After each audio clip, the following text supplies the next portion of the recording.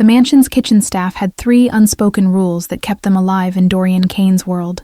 Never ask questions about the blood on his shirts, never enter the East Wing after midnight, and never, under any circumstances, go near Brutus. The Rottweiler had sent 2 trainers to the hospital and made a veteran handler quit the profession entirely within his first month at the estate. Isla Brennan learned about the 3rd rule approximately 40 seconds before she broke it, her arms loaded with fresh linens as she rounded the marble corridor on her first morning. The head housekeeper's warning still hung in the air, when a sound like grinding metal mixed with primal fury erupted from behind the reinforced steel door ahead. She froze, watching the door shudder against its frame as something massive threw its weight against the barrier. The lock mechanisms groaned under repeated impacts that seemed impossible for any living creature to sustain without injury. "That's the boss's dog," whispered Margot, the senior maid who'd been assigned to train her. "Cost him $200,000 at some underground auction 3 years ago. Thing's got a taste for violence that makes the boss look gentle." The crashes stopped abruptly, replaced by something worse, absolute silence that felt predatory, as if whatever lived behind that door was now listening. Isla's fingers tightened on the linens, her heartbeat suddenly loud in her ears. Then came a sound she hadn't heard in 7 years, a specific pattern of breathing followed by a low whine that bypassed her brain entirely and struck somewhere deeper. Her hands went numb, the sheets tumbling to the polished floor in a cascade of white. "You all right?" Margot reached for her elbow, but Isla was already moving toward the door, her body operating on instinct that overrode common sense and self-preservation. The breathing pattern repeated, 3 short exhales, a pause, then a longer exhale that ended in that same distinctive whine. She'd heard it 1,000 times when Brutus was a puppy, always when he was anxious or seeking comfort in the small apartment she'd shared with her mother. "What are you doing?" Margot's voice pitched higher as Isla's hand found the door handle. "Are you insane? That animal will tear you apart before you can scream." But Isla was already turning the lock, her fingers trembling as 7 years of grief and desperate hope collided in her chest. The mechanisms clicked open with finality that felt like crossing a threshold from which there was no return. The door swung inward to reveal a space that resembled a luxury prison cell more than a dog's quarters.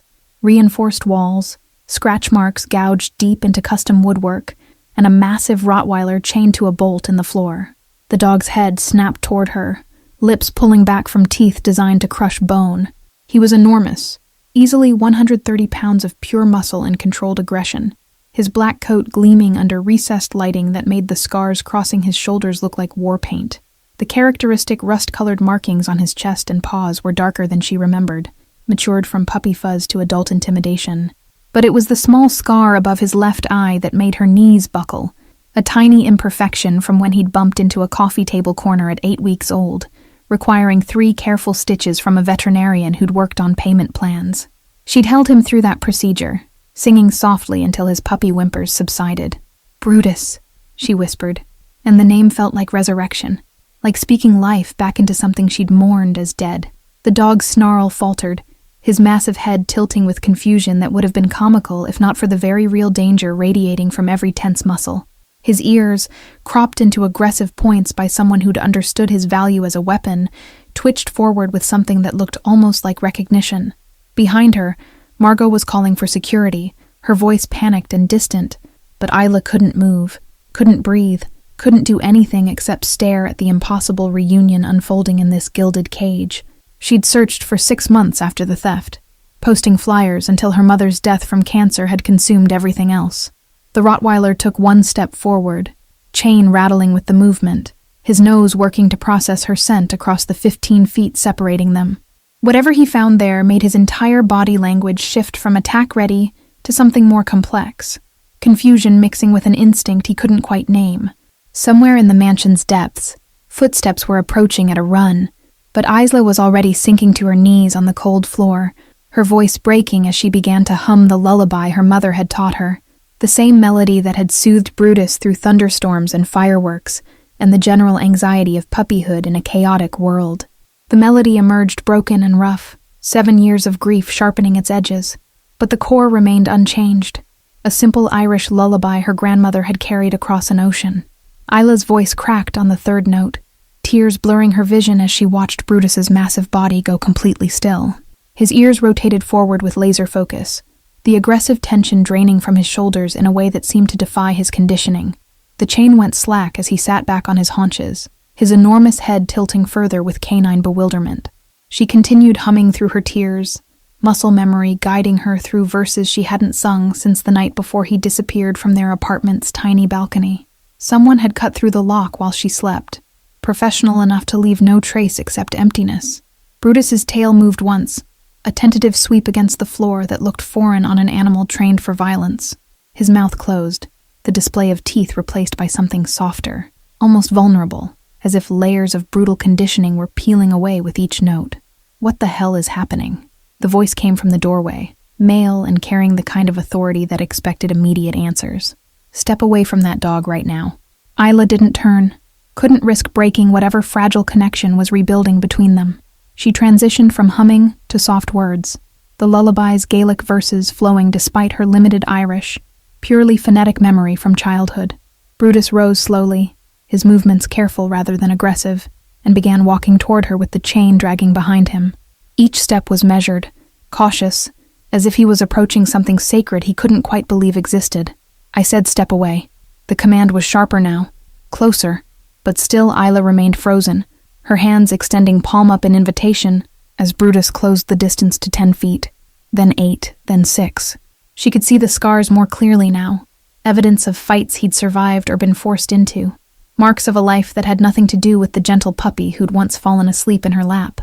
Rage flickered through her grief, hot and sudden, at whoever had done this to him.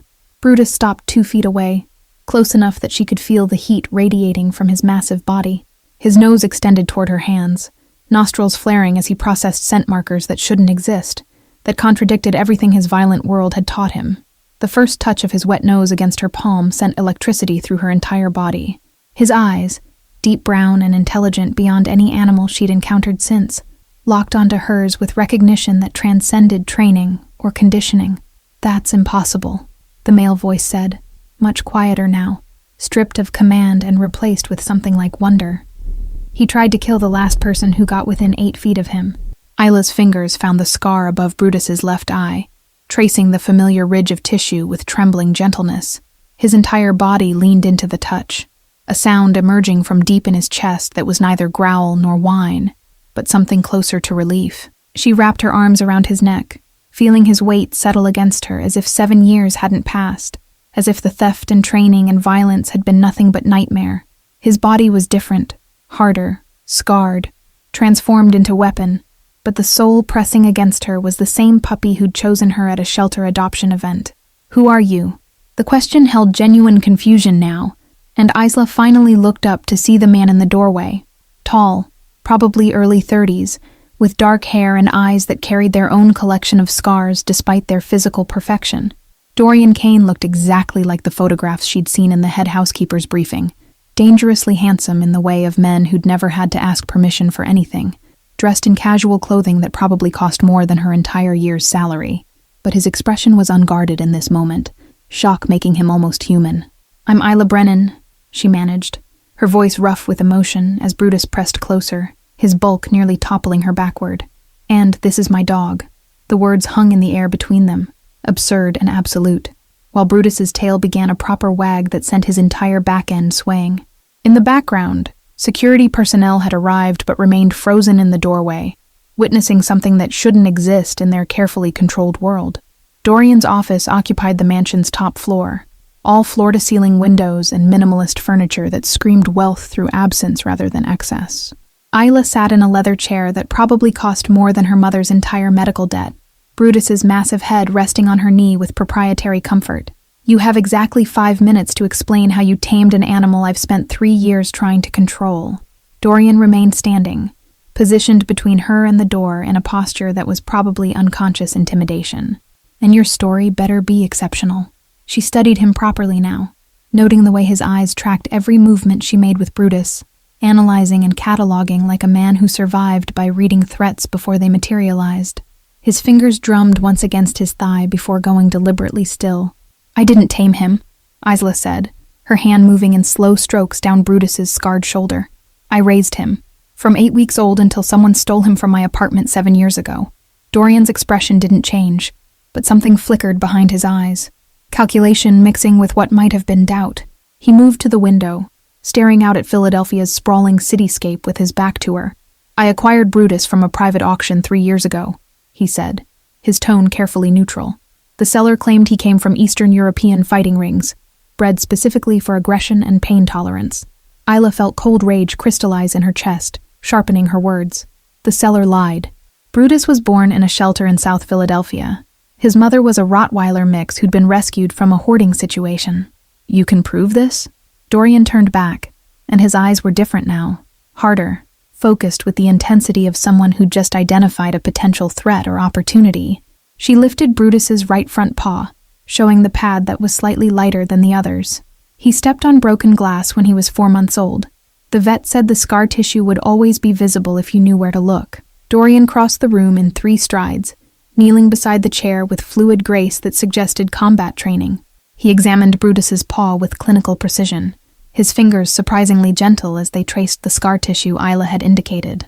The scar above his eye, Isla continued, happened when he bumped into my coffee table at 8 weeks. 3 stitches, and if you check his left ear, there's a small notch from where my neighbor's cat caught him when he was being too friendly. Each detail landed like evidence in a trial, and she watched Dorian's face as he verified every claim, his expression growing darker with each confirmation. Brutus remained calm throughout the examination, his trust in her presence overriding years of defensive conditioning. Someone stole your dog and sold him into fighting rings, Dorian said finally, rising to his full height.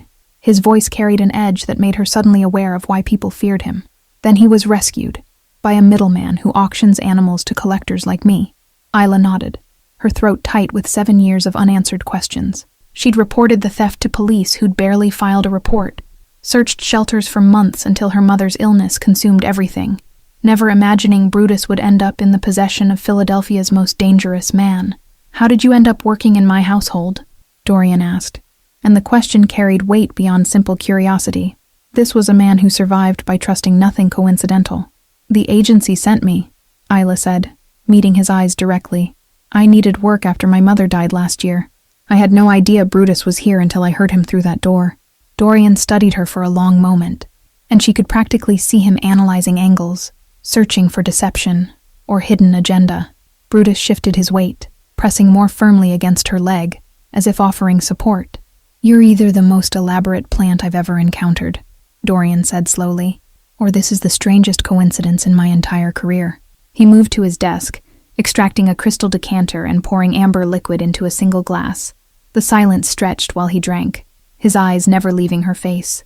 Isla forced herself to remain still, to not fidget or look away, instinctively understanding that showing weakness now would be catastrophic. I'm going to make you an offer, Dorian said finally, setting down the glass with precise control. You work exclusively with Brutus. No other household duties. Triple your current salary. You train him, you care for him, and you help me understand how an animal I couldn't control becomes docile the moment you sing to him. Isla's mind raced through implications, recognizing opportunity mixed with danger. Working directly for Dorian Kane meant entering his world more deeply, accepting proximity to violence and moral compromise she'd spent her life avoiding. But Brutus's weight against her leg was real, solid, the reunion she'd stopped dreaming about years ago because the pain was too sharp. The thought of walking away now, of leaving him again, was physically impossible. I want full medical care for him, she said, her voice steadier than she felt. Proper veterinary evaluation, treatment for any lingering injuries from the fights, and I want to know who stole him. Something like respect flickered across Dorian's face, brief as lightning but unmistakable. He extended his hand across the desk, an old-fashioned gesture that somehow carried more weight than any contract. We have a deal, Miss Brennan, he said. But understand this. In my world, loyalty runs deeper than blood. If you're working this close to me, I need to trust you completely. Betrayal doesn't end with termination. Isla took his hand, feeling the calluses that spoke of violence despite his polished appearance, and understood she was crossing a threshold that would change everything. Brutus's tail thumped against the chair leg, oblivious to the dangerous bargain being struck above his head. The East Wing became Isla's domain over the following weeks, transformed from prison into sanctuary through changes both practical and profound. She requisitioned softer bedding, natural light exposure, and structured routine that replaced chaos with predictability Brutus had never known in Dorian's care. The Rottweiler's transformation wasn't immediate or magical. It was earned through patient hours of undoing damage that went bone deep. Each morning she arrived before dawn, sitting quietly in his space until he approached on his own terms, rebuilding trust that violence had shattered. Dorian watched from security cameras initially, Isla discovered when she noticed the lens adjustments tracking her movements. She didn't acknowledge the surveillance. Understanding it was how he maintained control in a world where trust was currency more valuable than money. By the third week, Brutus was taking food from her hand without the aggressive resource guarding that had made feeding him dangerous. His weight increased as stress diminished, the hollows in his flanks filling out with proper nutrition and reduced cortisol.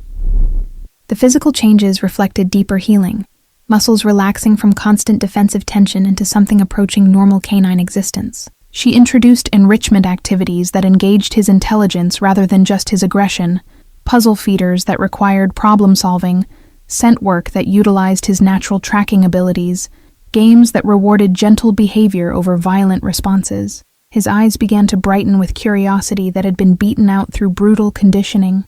Each small victory felt monumental, proof that damage wasn't always permanent. The household staff stopped giving her wide berth by week 4, their fear replaced with fascinated observation of the impossible taming. Margot started bringing coffee to the East Wing, lingering to watch Brutus respond to commands in what looked like a completely different language than violence. Other staff members found excuses to pass by during training sessions, witnessing transformation that challenged their understanding of what was possible.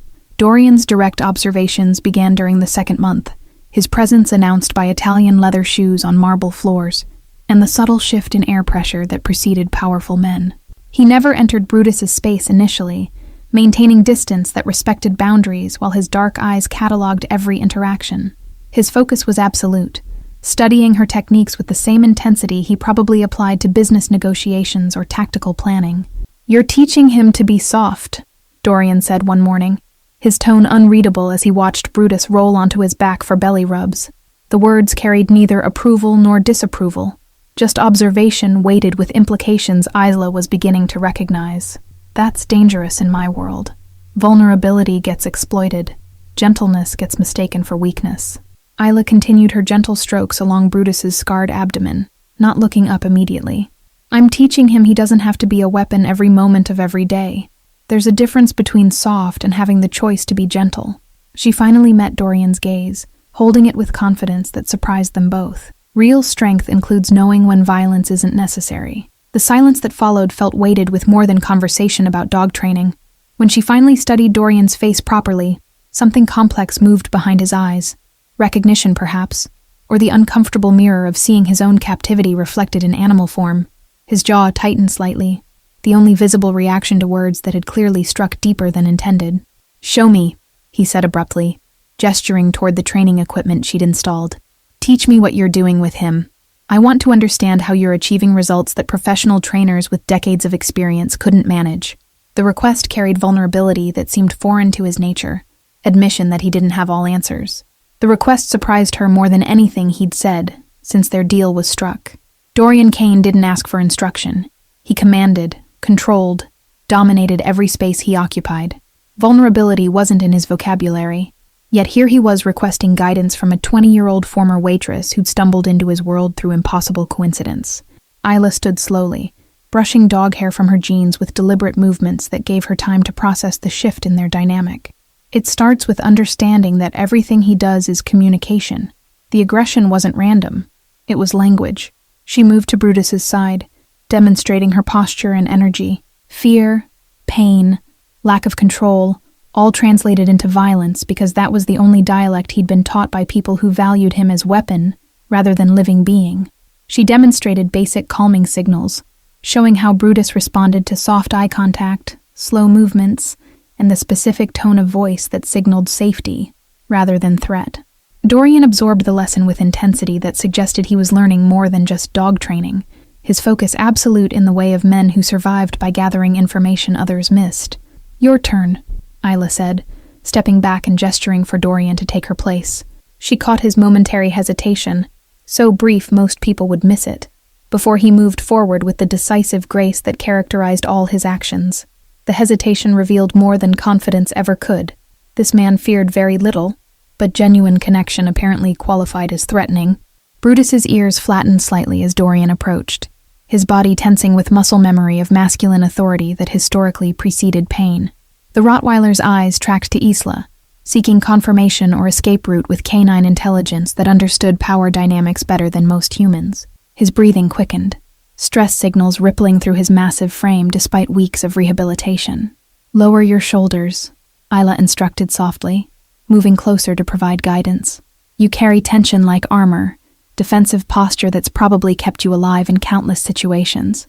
But he can feel it from 6 feet away and interprets it as threat, as precursor to violence based on everything his experience has taught him about men who stand like you're standing. Dorian's jaw tightened, visible effort required to relax the rigid posture that probably kept him alive in countless dangerous situations. His shoulders dropped fractionally, and Brutus's tail gave a tentative wag, responding to the subtle shift in energy. The change was minimal by external observation, but represented seismic internal adjustment for a man who'd built identity on appearing invulnerable. "Now offer your hand palm down, fingers loose and relaxed." No fist. Fists mean violence in his experience, precursor to pain every single time. Everything about your body language needs to communicate safety, rather than dominance. Isla demonstrated the position, noting how Dorian studied her hand, like it contained secrets to languages he'd never learned to speak. Dorian extended his hand with surprising gentleness, mimicking her position with precision that spoke to his ability to adapt and learn. After a long moment of canine deliberation where Brutus's nose worked to process contradictory information, the dog stretched his neck forward to sniff. The contact lasted only seconds before Brutus retreated, but triumph flashed across Dorian's face with unexpected boyishness that transformed his usually controlled features. "He's never let me touch him voluntarily," Dorian said, wonder softening his usually controlled voice into something almost vulnerable. 3 years of trying everything I knew, every technique professional handlers suggested, thousands spent on training programs that failed, and you've accomplished in weeks what I couldn't manage in years." The admission cost him something, visible in the tightness around his eyes. Isla watched something shift in the dynamic between man and animal, recognizing the precise moment when Dorian stopped seeing Brutus as weapon or possession and started seeing him as living being capable of choice and trust. It was the same shift she needed Dorian to make about his own humanity, about the difference between surviving through force and actually living through connection. Isla began her private investigation on a Wednesday, using her afternoon break to access the mansion's business office under the pretense of reviewing her employment contract. The administrative assistant, a nervous young man named Timothy, barely glanced up as she settled into a corner desk with laptop and carefully casual demeanor. Her heart hammered against ribs, but her expression remained professionally neutral, a skill she'd developed through years of service work. The mansion's records were surprisingly accessible once she understood the filing system. Dorian's confidence in his security apparently extended to assuming no household staff would dare snoop through documents. She found the acquisition documents for Brutus within an hour, buried in a folder labeled Asset Acquisitions 2022, alongside artwork purchases and real estate holdings. The casual categorization of her stolen dog, alongside inanimate objects, made rage simmer low in her stomach. The auction house name meant nothing initially. Meridian Estate Sales, operating out of a warehouse district address that could have been anywhere in Philadelphia's industrial zones. But the seller's name made her hands shake so badly she nearly dropped her phone. Carson Webb, listed as procurement specialist with a local phone number still in active service. The same Carson Webb who served as Dorian's director of security operations. Trusted position with access to everything. She photographed the documents with trembling fingers, capturing every detail including the purchase price that made her nauseous. $200,000 for a dog stolen from a grieving teenager's balcony, transformed into commodity through violence and exploitation. The number represented more money than her mother had earned in 5 years of exhausting work before cancer consumed everything. Timothy's sudden throat clearing made her jump, guilt flashing hot across her face before she controlled it. But he was only warning her that Margot was approaching down the hallway, giving her precious seconds to close the files and pull up the generic employment handbook. Her pulse gradually slowed as Margot passed without incident, chatting on her phone about dinner plans that felt absurdly normal against Isla's churning discovery. That evening in Brutus's space, she searched Carson Webb's name and found a LinkedIn profile showing him as Director of Security Operations for Kane Industries, Dorian's legitimate business front. The man who'd sold Dorian his own stolen dog worked directly for him in position of significant trust, had access to everything from financial records to personal schedules. The betrayal's scope expanded with each detail she uncovered, revealing operation far more sophisticated than simple theft. Her fingers buried in Brutus's fur as rage crystallized into something colder and more focused than simple anger. Carson hadn't just stolen a dog 7 years ago. He'd built an entire side business trafficking animals while drawing substantial salary from the man he was systematically betraying. The audacity was staggering, the cruelty casual in ways that suggested this wasn't aberration but core character trait.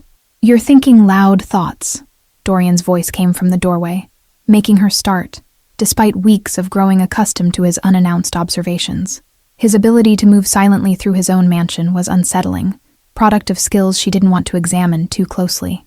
"What did you discover that's making your breathing change and your shoulders tense like you're preparing for confrontation?" Isla's mind raced through options faster than conscious thought. Lie and protect herself from entanglement in his dangerous world. Tell truth and risk variables she couldn't control. Or some middle path that might serve justice without triggering the violence she knew he was capable of. She studied Dorian's face in the low lighting, searching for clues about which version of him stood in the doorway. The careful teacher of gentle handling, or the ruthless crime lord. "I found the acquisition documents for Brutus," she said finally, choosing honesty weighted with careful calibration. "The auction house details, the seller's name, the complete paper trail of how he ended up in your possession. I wanted to understand the full scope of what happened, needed to know who took him from me, and how the theft connected to everything that came after." Dorian entered fully, closing the door behind him with quiet finality that changed the room's entire energy. His expression was unreadable in the way she'd learned meant deep calculation occurring beneath surface calm, deciding in real time how to respond to information that shifted their established dynamic. Tension coiled in his shoulders despite weeks of her teaching him to recognize and release defensive posture. "And what did these documents tell you?" His voice carried dangerous curiosity, the precise tone of man deciding whether witness becomes accomplice or liability in his world. He moved closer, not threateningly, but with predatory awareness that made her conscious of every escape route and barrier. The question held layers, testing her honesty, her intelligence, her understanding of the dangerous ground she'd chosen to walk. Isla met his eyes directly, refusing to show the fear pumping adrenaline through her veins despite every survival instinct screaming to back down. "That Carson Webb sold you my dog 3 years ago for $200,000. That he's still on your payroll in a position of significant trust with access to sensitive information. That the man you rely on for security has been running operations directly under your nose, while you paid him handsomely for the privilege." The silence stretched so long she could hear her own heartbeat, could feel Brutus's confusion at the tension suddenly filling his carefully constructed safe space. Dorian's face remained perfectly neutral, but his hands curled into fists before deliberately relaxing, conscious control that spoke to the rage he was containing. When he finally spoke, his voice was deadly quiet in the way that was infinitely more frightening than shouting. "You've done background research on my security director," he said slowly, each word precise as surgical instrument cutting through pretense. "Accessed files you had no authorization to view. Investigated a man who has resources and willingness to eliminate problems permanently. That's either remarkably brave or catastrophically stupid, and I'm genuinely uncertain which assessment is accurate." "It's neither," Isla countered, her voice steadier than her nerves justified. "It's necessary. You asked me to help you understand Brutus, to explain how an animal conditioned for violence could choose gentleness instead. Part of that understanding is knowing who hurt him and why, tracing the full scope of damage back to its source." She paused, letting her next words land with full weight.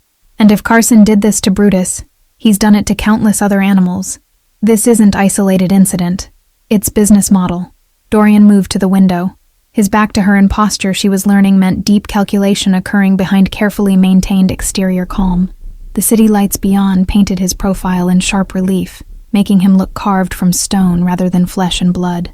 His reflection in the glass showed expression she couldn't fully read, mixture of fury and something that might have been respect. "Carson has been with me for 8 years, Dorian said finally, words emerging like they cost him something to speak. "He's prevented 2 attempts on my life, managed security for operations across 4 states, earned trust through demonstrated loyalty in situations that would break most men. I've trusted him with information that could destroy me if it reached wrong hands." The admission of potential misjudgment clearly pained him in ways physical injury probably never could. Isla heard the conflict in his words. The man who survived by reading people with perfect accuracy, confronting evidence that his judgment had failed catastrophically where it mattered most. She rose slowly, approaching him with the same careful energy she used with Brutus in early days of rebuilding trust. Her hand found his arm, contact that crossed professional boundaries, but felt necessary to anchor them both through this revelation. "I'm not asking you to take immediate action or make decisions based solely on my word," she said quietly, choosing each word with precision.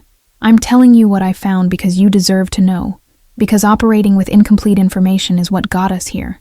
What you do with this knowledge is entirely your choice, but you'll make that choice with full awareness rather than continued ignorance." Her fingers tightened slightly on his arm. "And I need you to understand.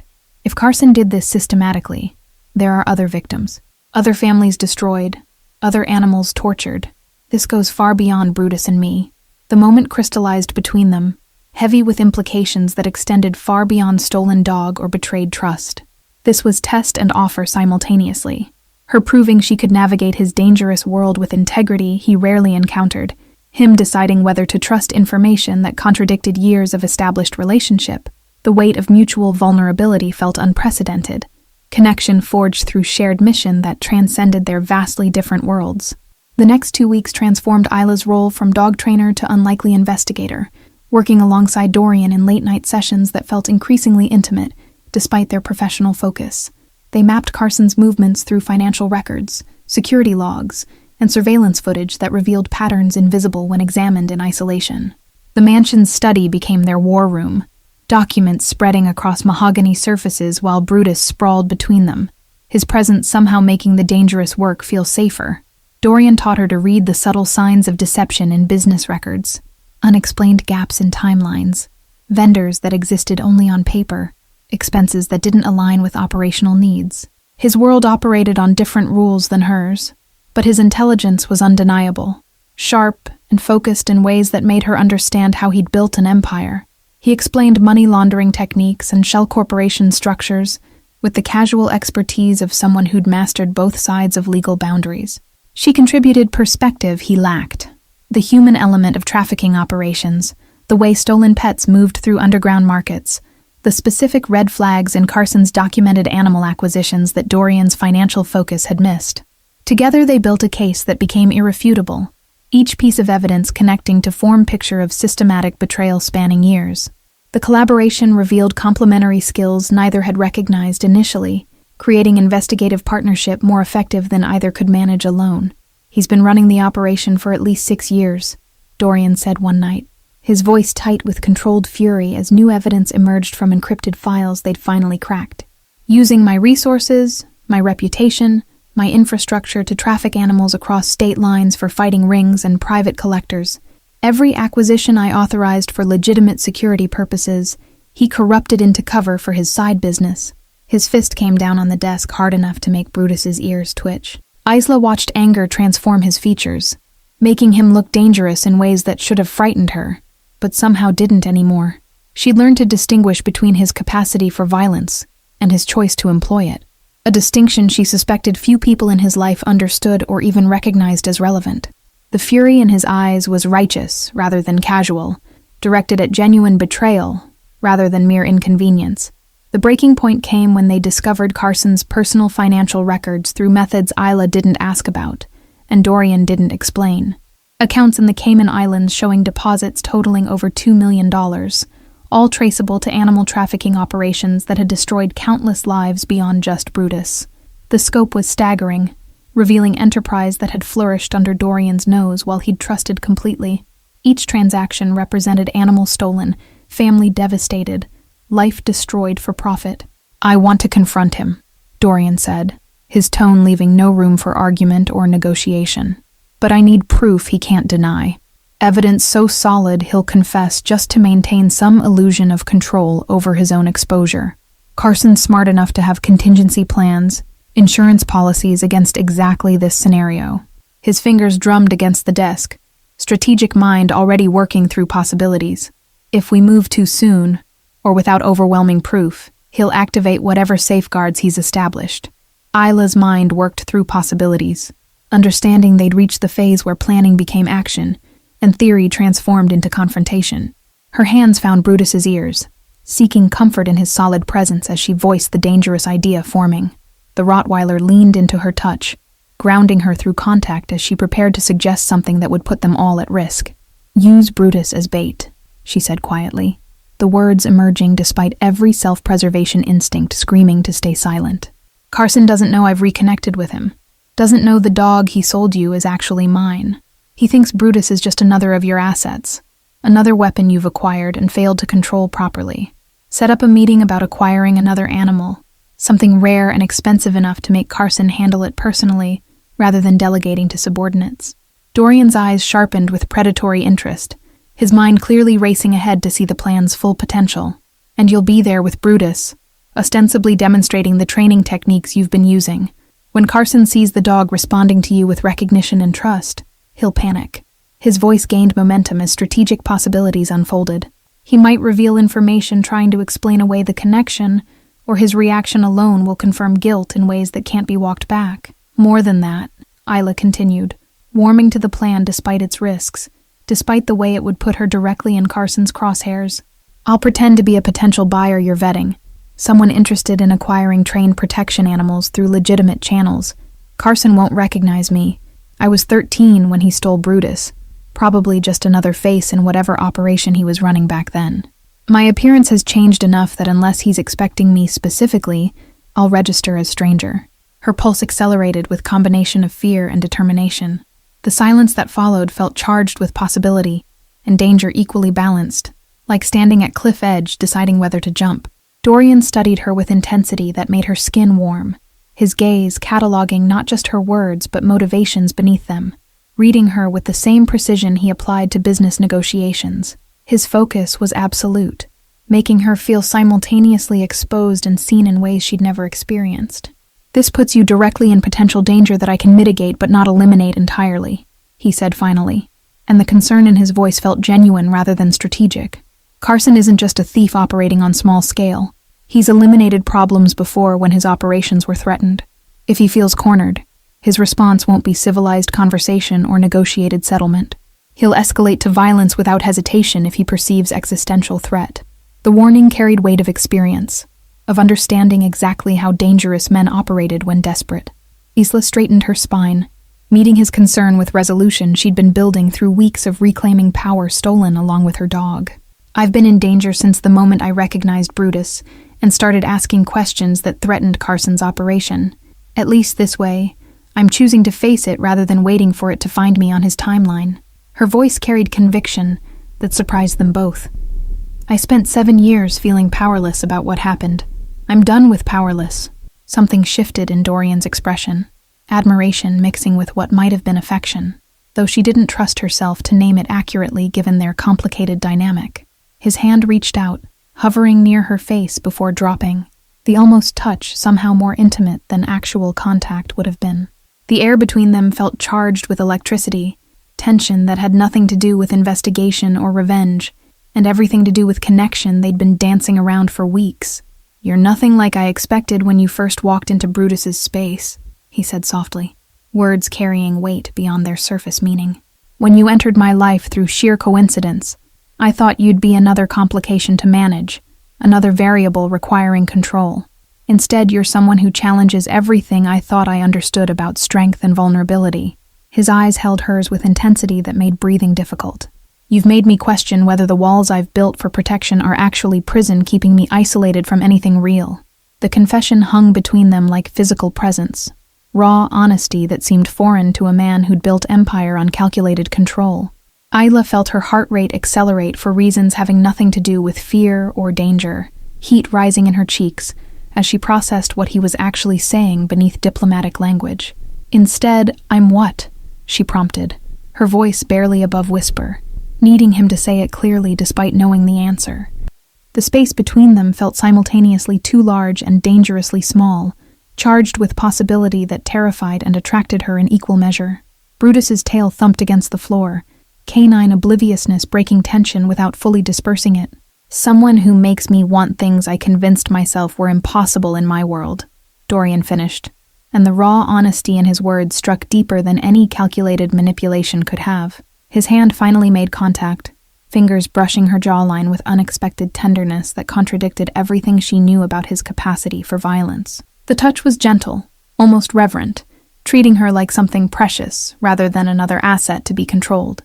Brutus shifted position, pressing against both their legs with satisfied grunt that suggested he approved of developments, even if he couldn't articulate why. They both looked down at him, then back at each other, and Isla saw her own confusion and desire reflected in Dorian's dark eyes. The moment balanced on knife edge between professional distance and something far more dangerous. "We should focus on Carson," she said, but her words lacked conviction, heart hammering against ribs as Dorian's thumb traced her cheekbone with deliberate slowness. The suggestion felt hollow, even as she spoke it, transparent attempt to retreat from intimacy that terrified her with its intensity. Yet she didn't pull away, didn't create distance her words suggested she wanted. "Yes," he agreed, but neither of them moved, the space between them collapsing with gravitational inevitability. Neither seemed willing or able to resist. His other hand found her waist, pulling her closer with confidence that should have been presumptuous, but felt inevitable. "We absolutely should maintain professional focus on the investigation and upcoming confrontation with Carson." His lips brushed hers with question rather than demand, giving her space to retreat if she chose while making his intentions crystalline. Isla's hands found his chest, feeling his heartbeat accelerating to match her own frantic rhythm, and she made her choice by closing the remaining distance between them. The kiss deepened with mutual hunger that had been building through weeks of careful collaboration and growing trust. The warehouse Carson had chosen for the meeting sat in Philadelphia's industrial district, exactly the kind of location where questions went unasked and screams went unheard. Isla arrived 30 minutes early with Dorian, watching from a surveillance van as Carson's Mercedes pulled into the loading dock with practiced precision. Her hands trembled slightly as she adjusted the wire hidden beneath her blouse, the tiny microphone feeling like a bomb against her skin. Dorian's security team had swept the location twice, identifying exits and potential ambush points with military efficiency she found both reassuring and terrifying. He sat beside her now, his presence radiating controlled tension as he watched Carson emerge from the vehicle alone. "If anything feels wrong, you abort immediately," he said quietly, his hand finding hers in the darkness. "No heroics, no pushing through discomfort. Your safety matters more than any confession we might extract." She nodded, but they both knew she wouldn't retreat once the plan was in motion. Too much momentum, too many years of powerlessness driving her forward. Brutus sat at her feet, unusually alert, as if sensing the importance of what was about to unfold. His training over recent months had prepared him for exactly this scenario, though he couldn't possibly understand the justice about to be served. Carson entered the warehouse through the main door, his confidence evident in every movement as he surveyed the space he'd selected. He was younger than Isla expected, mid-30s, conventionally attractive in the way of men who relied on charm to obscure calculation.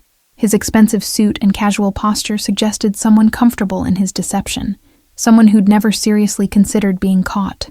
"Time to move," Dorian said, squeezing her hand once before releasing it. "Remember, you're Helena Cross, potential buyer from Boston interested in acquiring trained protection animals for your security company.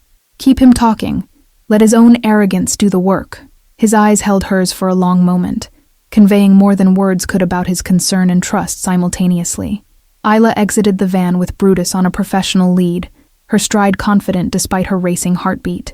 She dressed the part, tailored pantsuit that suggested wealth without ostentation, her hair pulled back severely to age her appearance beyond her 20 years. The transformation felt like armor, protecting her real self while the persona of Helena Cross took center stage. Carson's eyes tracked her approach with professional assessment, no flicker of recognition crossing his features. Why would there be? She'd been a child when he'd stolen Brutus, gangly and grief-stricken. Nothing like the composed woman walking toward him now. His gaze shifted to Brutus, and something predatory sparked in his expression before professional neutrality reasserted itself. "Ms. Cross, I presume." Carson extended his hand with practiced charm. "Carson Webb, Director of Security Operations. Mr. Kane speaks highly of your organization's reputation in the Boston market. I understand you're looking to expand your protection animal program with specifically trained Rottweilers." His handshake was firm without being aggressive, perfectly calibrated to establish rapport without threatening dominance. "That's correct," Isla replied, keeping her voice pitched slightly lower than natural. adding imaginary Boston accent she'd practiced for hours. "I've heard your acquisition network is unparalleled for finding animals with the right temperament and training potential. Specifically, I'm interested in understanding your sourcing methods and quality control processes." She let Brutus sit at her side, his perfect obedience a testament to their rebuilt connection. Carson's eyes lingered on Brutus with appreciation that made her stomach turn. "That's a magnificent specimen you have there. May I?" He gestured toward the Rottweiler, already reaching out before she could respond, confidence suggesting he'd handled countless dogs without consequence.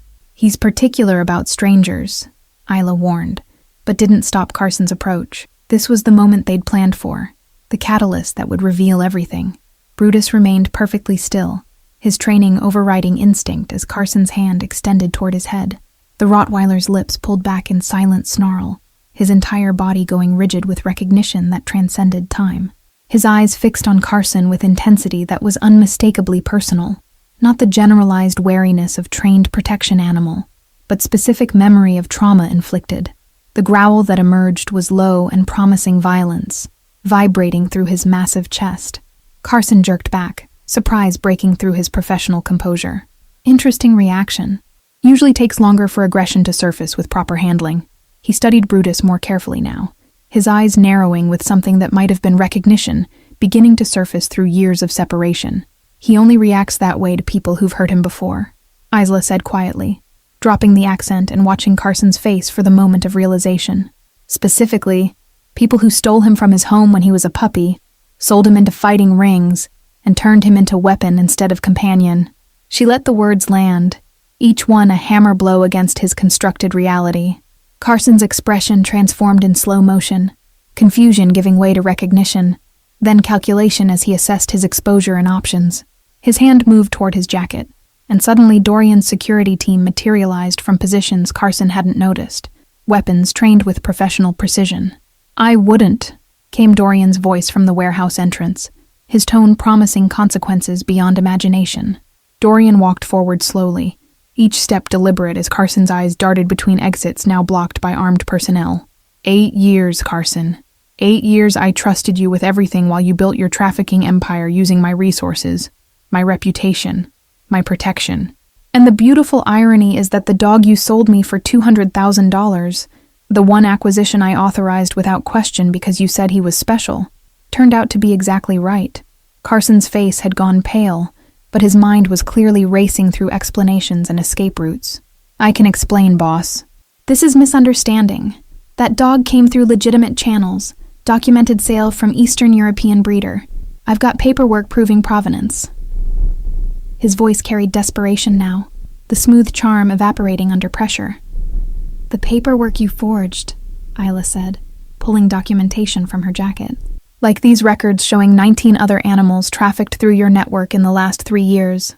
Or these financial statements from your Cayman accounts showing over $2 million in deposits from fighting rings across 4 states. Or testimony from 3 other families whose pets disappeared and ended up in your pipeline." Her hands shook with controlled rage as she laid out evidence that couldn't be explained away. The color drained completely from Carson's face as the scope of his exposure became undeniable. He looked at Brutus again, really seeing him now beyond asset or commodity, recognizing the specific puppy he'd stolen from a balcony 7 years ago. "You're her," he said to Isla, the pieces finally connecting. "The girl from South Philly, the one with the cancer-sick mother. You grew up." "I grew up," Isla confirmed, her voice steady despite tears threatening. "And I spent 7 years thinking Brutus was dead, that whoever stole him had killed him or worse. I mourned him while finishing school, while watching my mother die, while rebuilding a life that had a hole in it, shaped exactly like the dog you took." Each word carried weight of accumulated grief, transforming into righteous fury. Dorian stepped closer to Carson, his presence radiating controlled violence that was far more terrifying than overt threat. "Here's what's going to happen. You're going to confess everything on camera, every animal you trafficked, every family you destroyed, every dollar you stole from operations I trusted you to run legitimately. Then you're going to help me dismantle your entire network, contact every buyer, rescue every animal still in the pipeline." "And if I refuse?" Carson asked, but his voice carried no real defiance, just desperate curiosity about the consequences he already knew were coming. "Then I release this evidence to the FBI, the ASPCA, and every media outlet in 5 states, Dorian replied calmly. But not before I let it be known in the criminal world that you've been skimming from operations and selling information to federal investigators. Either way, your life as you know it ends today. The only variable is whether you maintain any shred of control over how that ending looks. The threat was delivered without emotion. Simple statement of inevitable consequences. Carson's shoulders sagged in defeat, recognizing he had no moves left to make. I want immunity from prosecution in exchange for cooperation. Federal witness protection, new identity, guaranteed safety from anyone I'm giving up. His attempt at negotiation was pathetic, desperate grasping at straws by someone who'd run out of options. You get to live, Dorian said flatly. That's the only guarantee I'm offering. You cooperate fully. You help rescue every animal still trapped in your network. You testify against everyone you've worked with, and in exchange, I don't let Brutus finish what his instincts are telling him to do right now. As if on cue, the Rottweiler's growl deepened, his entire focus locked on Carson with predatory intensity that promised violence if given opportunity. The recording equipment captured everything. Carson's detailed confession spanning 90 minutes, naming buyers and suppliers and middlemen across elaborate network that had destroyed countless lives for profit. Isla sat with Brutus throughout, her hand in his fur grounding them both as justice finally arrived. When Carson finished, federal agents who'd been coordinating with Dorian moved in to take custody, beginning process of dismantling operation that had flourished too long in darkness. The mansion felt different in the days following Carson's arrest, as if the exposure of betrayal had somehow purified the air itself. Isla sat in Brutus's space, with late afternoon sunlight streaming through windows Dorian had ordered enlarged, watching dust motes dance in golden beams, while the Rottweiler sprawled across her lap with contentment that seemed impossible mere months ago. The weight of his head against her thigh was solid reassurance that some things lost could be recovered, some damage healed through patience and love. Federal prosecutors had worked around the clock processing Carson's confession, and the resulting investigation had already recovered 14 animals from active trafficking operations across 3 states. Each rescue felt like small victory, but Isla couldn't shake the awareness of how many had been lost before anyone understood the scope. The numbers haunted her. Animals who'd died in fighting rings, families who'd never gotten closure, years of suffering that could have been prevented if someone had noticed Carson's deception sooner. Dorian found her there as evening shadows lengthened, his presence announced by the subtle change in Brutus's breathing rather than sound of footsteps. He'd become quieter in recent days, more contemplative, as if Carson's betrayal had forced examination of how he'd built his empire and what he'd sacrificed for power. The DA called, he said, settling beside her with unusual uncertainty in his posture. They're offering Carson 20 years in exchange for testimony against the entire network. It's not enough. It never is, Isla replied, her fingers tracing the scars on Brutus's shoulder that would never fully disappear. Justice doesn't undo damage. It doesn't give me back 7 years with Brutus. Doesn't restore him to who he might have been without the fighting rings. Doesn't resurrect my mother so I can tell her I found him. Her voice caught on the last words. Grief she'd been holding at bay finally cracking her composure. Dorian's arm came around her shoulders, pulling her against his chest with gentleness that still surprised her, despite weeks of growing intimacy. She'd been crying more lately, not from weakness but from finally feeling safe enough to release years of accumulated pain. He held her through it without trying to fix or minimize, just offering solid presence while she shook with sobs that had been building since she was 13 years old. I've been thinking about what comes next, Dorian said when her breathing had steadied, his voice rumbling through his chest into her ear. Carson's betrayal revealed holes in my organization I can't ignore. I've spent years building power through fear and control, surrounding myself with people who follow orders without question, and that very structure is what allowed someone like him to flourish right under my nose for 8 years.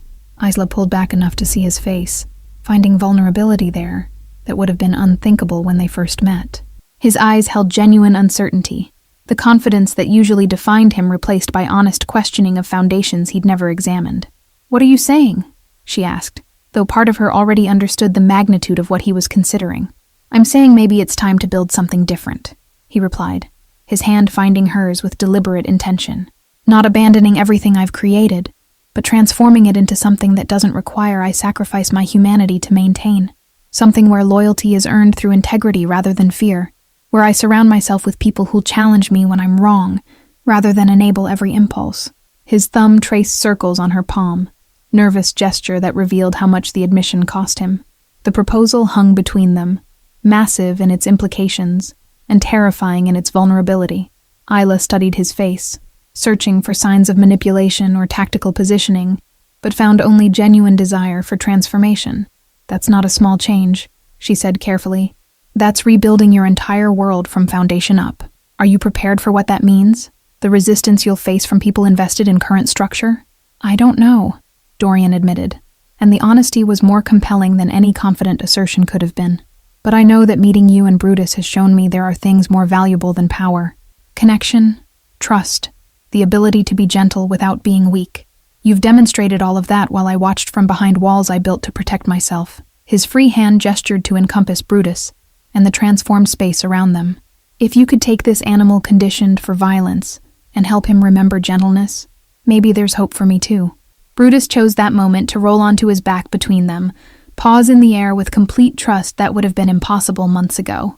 They both laughed despite the emotional weight of conversation, the absurdity of 130-pound Rottweiler demanding belly rubs providing necessary levity. Isla obliged, scratching his chest while considering the enormity of what Dorian was offering.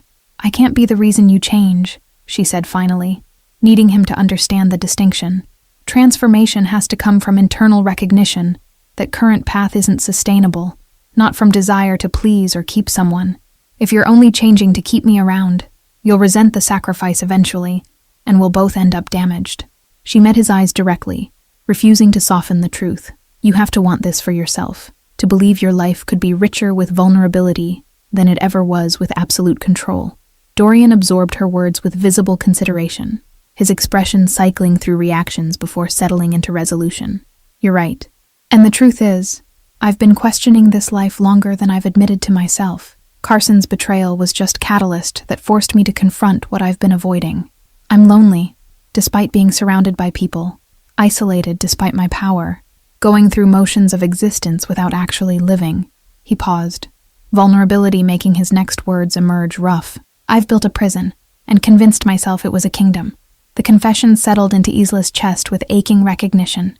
She'd built her own prisons over the years, walls constructed from grief and survival that had kept her safe, but also kept her from truly living.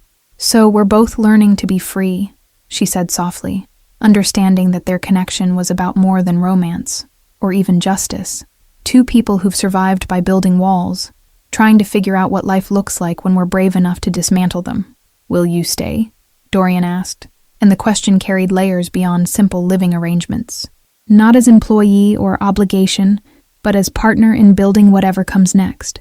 I can't promise I'll get transformation right, can't guarantee I won't slip into old patterns or make catastrophic mistakes, but I'm asking if you're willing to navigate that uncertainty with me, to help me become someone worthy of the trust you and Brutus have placed in me." Isla felt tears threatening again, but these were different. Hope mixing with fear, possibility tangling with very real awareness of risks involved. Loving someone like Dorian meant accepting he had past that couldn't be erased, capacity for darkness that wouldn't disappear through good intentions alone. But she'd also witnessed his capacity for growth, his willingness to question himself when it would be easier to remain rigid. "I'll stay," she said, watching relief flood his features. "But I have conditions. Real partnership means you don't make unilateral decisions about things that affect us both. It means you're honest even when honesty is uncomfortable. And it means understanding that if you slide back into old patterns without acknowledging the harm, I won't enable it by staying silent or making excuses." Her voice carried steel beneath softness, making clear she wasn't offering unconditional acceptance of whatever he chose to become. Dorian nodded, respect evident in how seriously he received her terms. "I can agree to those conditions." "More than agree. I'm grateful you're setting them. I've spent too long surrounded by people who tell me what I want to hear, rather than what I need to know." His hand cupped her face with reverence that made her breath catch. "You challenge me to be better, and that's more valuable than any weapon Carson ever pretended to provide." The kiss that followed felt different than previous ones, less urgent passion, more profound commitment to seeing each other fully despite the risks. Brutus grumbled at being temporarily ignored, his paw batting at their legs until they broke apart laughing. The moment crystallized everything they were building. Unconventional family formed from trauma and choice. 3 beings who'd been broken, learning to be whole together. "There's something else I want to do," Dorian said as they settled back against the wall with Brutus between them. "I want to establish a sanctuary for animals rescued from trafficking operations. Proper facility with veterinary care, rehabilitation programs, adoption services for animals who can be rehomed. We'll fund it through liquidating some of my less legitimate holdings, transforming dirty money into something that actually helps." The plan emerged fully formed, suggesting he'd been considering it longer than this conversation. Isla's heart expanded at the vision he was describing, seeing how it could honor not just Brutus's suffering, but all the animals Carson and others like him had destroyed. That would be incredible.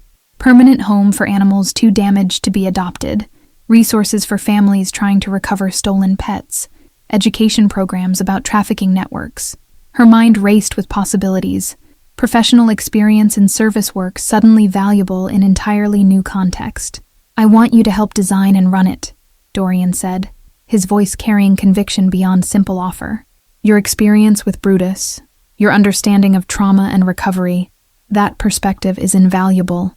This can't be some wealthy person's vanity project. It needs to be built by people who understand suffering from inside, who recognize that healing isn't linear or guaranteed, but is always worth attempting." He paused, vulnerability flickering across his features. "And selfishly, I want to build something good with you, want to create, rather than just control or destroy." The vision took shape between them as night fell completely. 2 people who'd found each other through impossible circumstances, planning future neither could have imagined months ago. Brutus snored softly between them, his peaceful breathing testament to transformation's reality. Outside, Philadelphia glittered with lights that could represent either continued darkness or potential for something better, depending on choices made by people brave enough to try.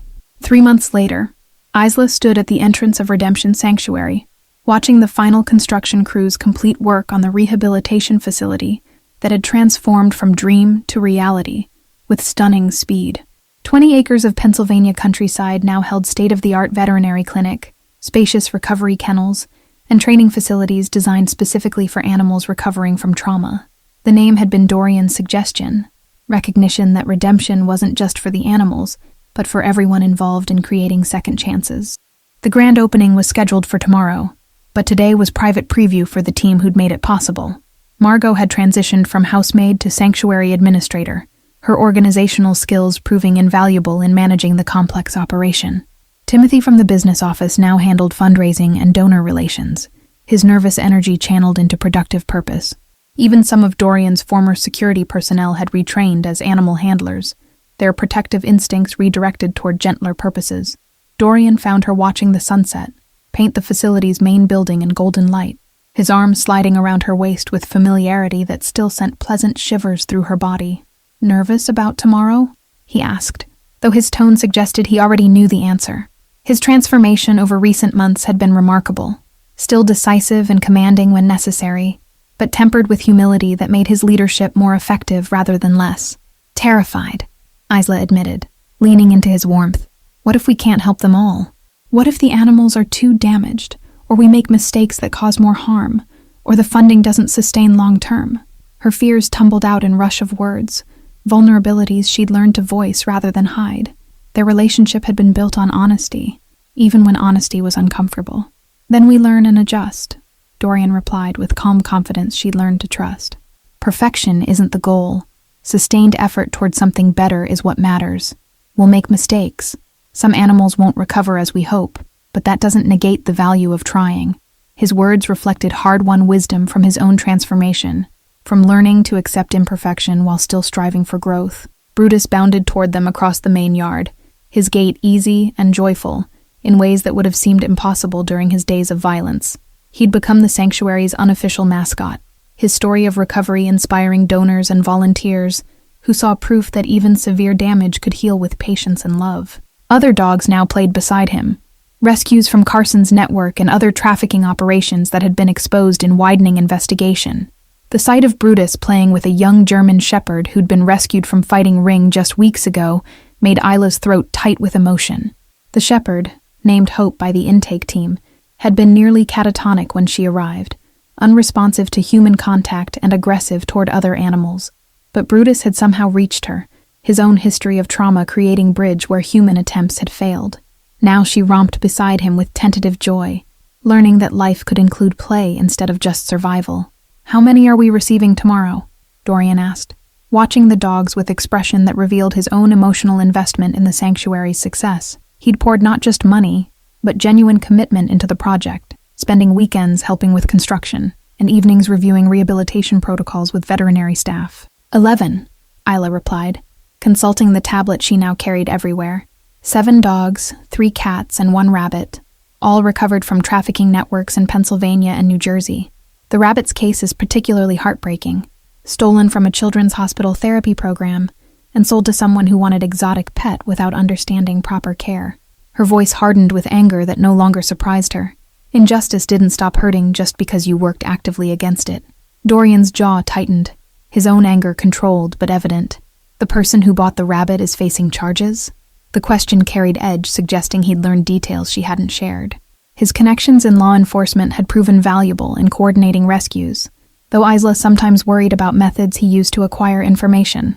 Yes, along with the middleman who facilitated the sale, Isla confirmed.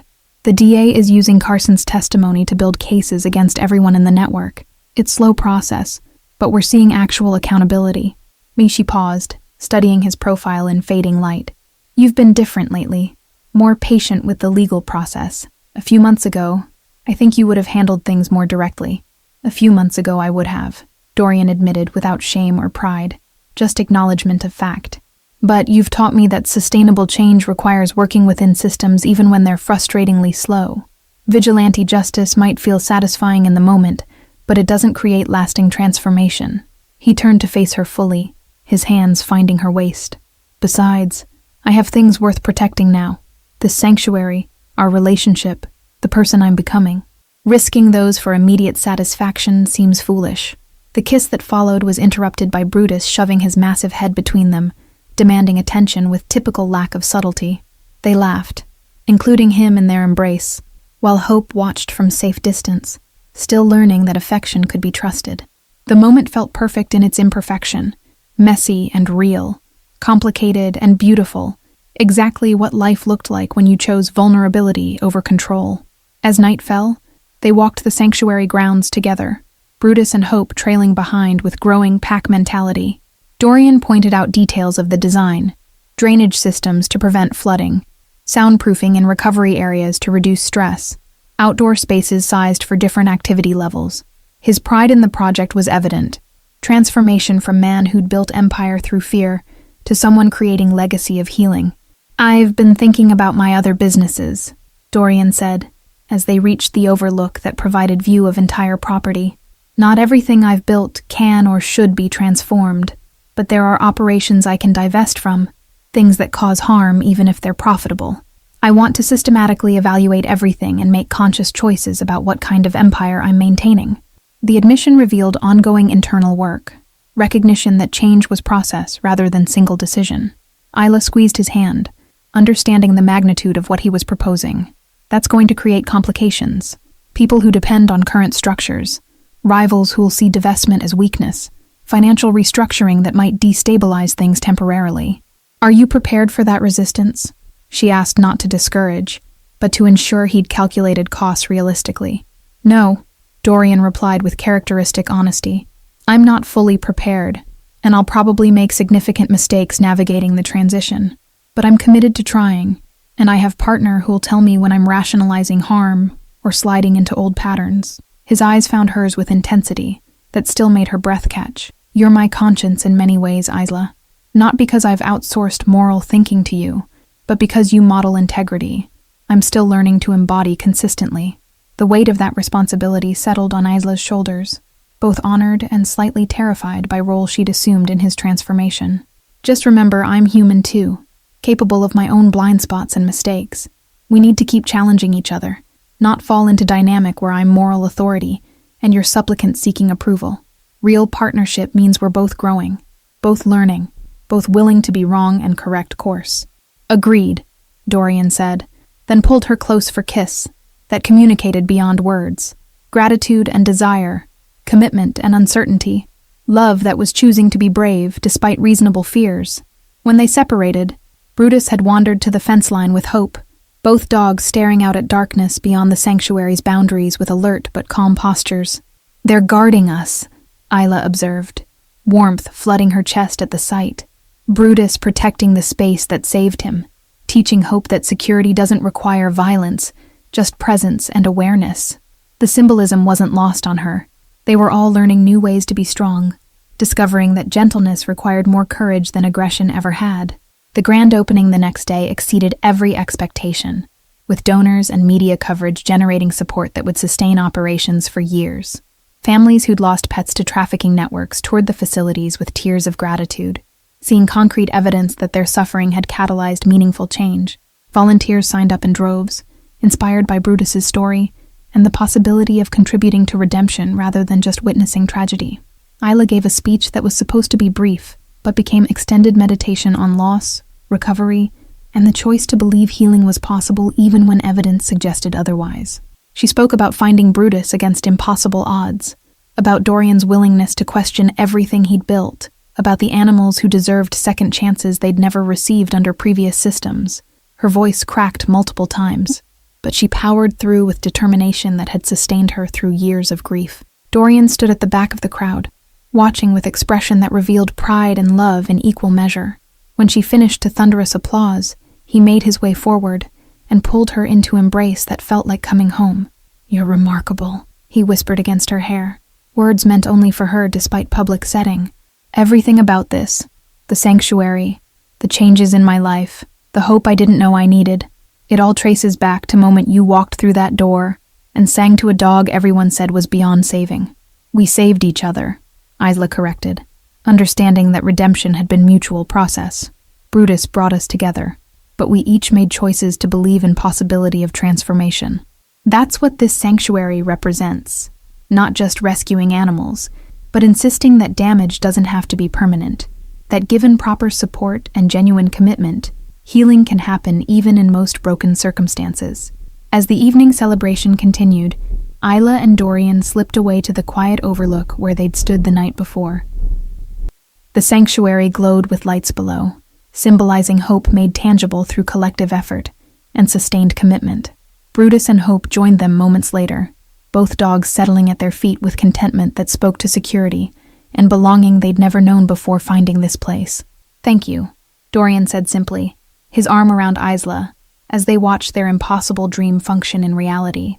"For seeing past who I was to who I might become, for insisting I could be better even when I'd given up on that possibility, for building this with me when you could have just walked away with Brutus and left me to my isolated empire." His gratitude was profound, acknowledging debt that couldn't be repaid with money or grand gestures. "Thank you for being brave enough to change," Isla replied, turning in his arms to face him properly. "For choosing vulnerability over control, connection over power, transformation over comfortable stagnation. You've shown me that people really can choose differently, that damage doesn't have to define destiny permanently." She kissed him softly, promise and commitment in single gesture. "I love you, Dorian Kane, not who you were or even just who you are now, but who you're actively choosing to become every single day despite how difficult that work is." "I love you too," he replied, and the words carried weight of someone who'd never said them lightly or often. "You and Brutus have given me back my humanity, this sanctuary, our relationship, the person I see and mirror now. It's all proof that loyal love really can redeem even the most wounded souls." His reference to the sanctuary's founding principle made her smile, recognition that they'd all been wounded and were all healing together. "Thank you all for following this story of redemption, second chances, and the transformative power of loyal love. If you've been moved by Isla, Dorian, and Brutus's journey, please write in the comments where you're watching from. We'd love to know our story reached you. Don't forget to like, subscribe, and share this video, because your support helps us continue telling stories about choosing courage over fear, vulnerability over control, and the belief that healing is always possible when we're brave enough to try.